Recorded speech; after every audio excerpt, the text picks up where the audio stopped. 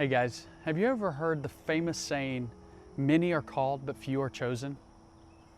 It's a famous Bible verse in the book of Matthew. It was said by Jesus. And this parable can be interpreted many different ways, but it's really about being chosen because you are living in faith, okay? And you're not just pretending, you're not just checking a box.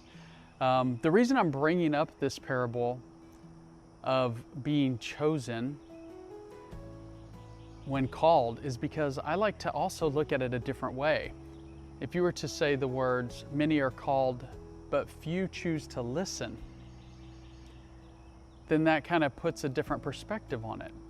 Because I believe that we are all called.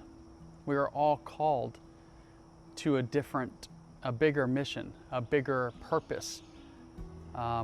Being called back to realize even who our true self is in our divine spirit.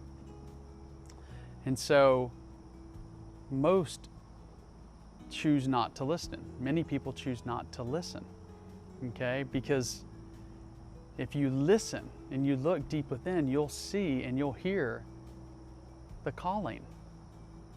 Even if it's not a calling to Christ or a calling to be a holy person, right? It can be a calling to just be better than you are today. A calling to help others, to serve others, to love others, to show compassion for others, to become closer to Christ, maybe, right? There's lots of different ways you can be called, but are you choosing to listen? Okay?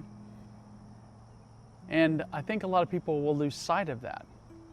And the reason Christ says, many are called, but few are chosen, is because there are a lot of people that are probably not listening to the calling, right? And they may just be living of religion or living, of spirit, but not in spirit. Like they're going and checking boxes, right? I'm going to church every week, check.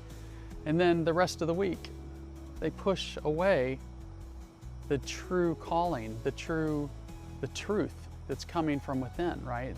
That they keep repressing and pushing down and not living and practicing a life in spirit, in divinity, in love, in worship if you want to worship, right? So I just bring up the parable because